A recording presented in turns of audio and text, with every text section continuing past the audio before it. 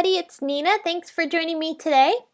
I have 3 different shaker cards to share with you today for our Studio Monday video. And I'm going to be showcasing a couple of different techniques, actually 3 in total, that are really fun and easy to create, and they all feature products that are from our new one-of-a-kind release that we just had a couple weeks ago. So the first card I'm going to be creating features the really beautiful floral burst border die. We're going to be using this to create a trail of flowers that are going to be die cut into a piece of cardstock that you see here. This is actually watercolor paper because I'm going to add some watercoloring on top. We're going to use this to create a shaker card, and the shaker card is going to be what I'm calling a stuffed shaker card. So it's going to be really full of sequins and it's not going to shake a whole lot, but it's a really cool effect and I think you're really going to like the end result. Now what you see me doing here is I'm prepping my Nuvo Aqua Flow brush. This is a yellow color and it's so beautiful. The Nuvo Aqua Flow brushes are really fun. They are very similar in body to the Spectrum Noir sparkle pens, but these don't have any shimmer to them. These are actual true watercolors in a brush form that have a really nice tip to them. And you can color in with these, both stamped images, but I'm going to be using them to create the background. So I'm going to dab this color all over the background. I'm going to basically create a hot mess here. It's just going to look absolutely awful. All of this just scribbles of color all over the background. But trust me, it's going to turn out really cool. What I'm going to do is I'm going to take my Nuvo spray bottle. This lets out a really, really fine mist. So it's really great for controlling how much water you get and you don't get any big splatters. It's really, really great. What I'm doing is I'm taking that spray bottle and spritzing the color in different directions. I'm letting it spread out. And that water is helping it move. I dried that with my heat gun, so you can see I've got some harder lines and some soft lines, and this color really spread nicely. I'm taking some more water, and this time I'm flicking it into my hand so that way I can create water splatters, because these Aqua Flow brushes do react with water, so you get a splattery effect, as you see here. All of the coloring that I've done in today's video does feature the Aqua Flow brushes. I'm not focusing on how I created the cards completely. I'm mostly focusing on the techniques of creating the shaker cards because this video is quite long. So I want to show you how I created the shaker cards themselves rather than the entire card from start to finish, because I do have 3 ideas to share with you. So what you see me doing here is I'm adding some acetate to the back side of my panel. This is creating the window area for my shaker, so that way the sequins will show up in the inside. I'm now taking some foam tape and I'm cutting it down so that way I can fit the foam tape around the different areas of these flowers. I want just the area of the flowers to have the sequins in them, so you can see I'm filling that little well that I've created with the sequins, and I'm putting a ton of them in here. I want this shaker card to be so full of sequins that it hardly moves, because I want this to basically create a fill of color behind these flowers. I'm using a darker shade of yellow cardstock to use as the backing for my shaker card. This will show up between the sequins and you can see the really great effect that we get here. This card is so shiny and yellow and bright and happy. I think this would be a perfect card to send to anybody to brighten their day. So what I did to finish off this card was I took a sentiment from our script thanks die. I layered that a couple of times together using black cardstock, so I created a nice thick sentiment, and I added a little bit of glossy accents over top. I used a supporting sentiment down there along the bottom on some red cardstock, and then for those leaves, I actually die cut that same floral border die from some green cardstock and then used those pieces to create the leaves. And those little dots that you see in between the leaves, those are created with some Nuvo gloss drops, and I just added some of those in between certain areas just to fill in a little bit more. Alright, so my next technique is I want to show you how you can create a shaker card that has a beautiful colored image behind the shaker.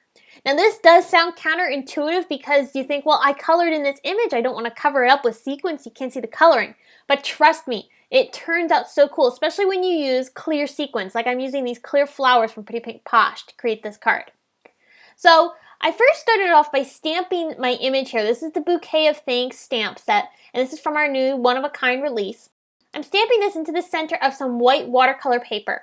I'm pressing it down really good, and I've stamped it with some clear ink, so that way I can heat emboss it with some white embossing powder.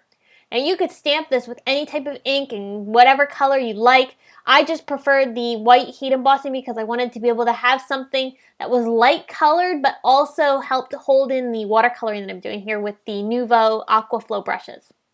So again, I'm not going to show all the details of how I colored in this flower completely because again, this is all about the shaker cards themselves, not so much all of the other details. But as you can see, I took the Aquaflow brushes and layered the colors together to color in each of the petals of all these different flowers. I used a variety of different Aquaflow brushes. I used pink and red and yellow and all like a yellow orange. For the background here, I'm using a teal color. This was really fun. I used that teal color to add some like shadow areas around the flowers and then blended it out with my water brush and then lifted off all that color with my dry rag, and it created really light spots. So it creates this really cool contrast. And again, this looked like a hot mess around the outside edges once I finished in all the coloring because you see I didn't go all the way to the edges. But that's because I'm going to be using the coordinating die as the window for this shaker card. Now, if you were going to be using just a simple shape as the window to go over top of the stamped image, you definitely would want to fill in that background a little bit more and make it look a little bit more nice. But because I have just the outline of the actual die cut itself that coordinates with this image, I didn't need to go very far. So what you're seeing me do here is I'm taking a stitched rectangle die and also that coordinating die, and I'm taping these together so I can just run them through my Big Shot machine. You don't have to add the stitching detail that I'm using here from that stitched rectangle die. You could simply just cut a rectangle or whatever shape you'd like for your card panel. But I wanted this to have the stitching detail, so I went ahead and used the stitched rectangles. What this is allowing me to do is I'm going to be able to layer this piece right over top of my colored images. And you can see it hides those funky edges of my coloring with that background perfectly, but yet I still see that beautiful teal color showing through along the edges. And this is going to create a really neat shaker. Wait until you see it at the end of this part of the video. So what you see me doing here is I'm taking some adhesive and I'm just adding this around the different areas of my panel, which is going to be the window for my shaker. I'm adding that adhesive so I can take the acetate and place that right on top. Now I've got my window ready to go. I'm going to add foam tape all the way around this flower to create the shaker well. And I'm going ahead and making sure that I get this foam tape all the way around the edges. I don't want any sequins going too far away from the edges of the window. I want them to really be contained right there within that die cut. So I'm taking some really pretty clear flowers from Pretty Pink Posh. I really love these. These are really delicate and beautiful, and it has that great sparkling clear appearance, so they match with pretty much everything. So I'm sprinkling those into my shaker well. Now, because I need to line this up with my stamped and colored image, I found that the best way to do this was to take another layer of acetate and sandwich those sequins in between the two layers of acetate. Now, I actually find that the sequins shake around inside the acetate really nicely, so I may do this more frequently for shaker cards, even when I don't need to go ahead and have this double layer so that I can see through and add the panel on top of the colored image. I may just do this more frequently just because I like the way the sequins move in between the acetate pieces. But anyway, the reason I did this was because I needed to line this panel up over top of my stamped image, and I needed to be able to do that so that way the sequins didn't go flying everywhere. So by having that backing already put in place with that second piece of acetate, it made lining this up so much easier. Looking at those flowers with those sequins on top, it's just so beautiful, and it creates a really neat effect to have the sequins kind of floating over top of your colored stamped images. Especially in this particular case where it's a flower, it kind of has a very ethereal look to it, and I really love the end result.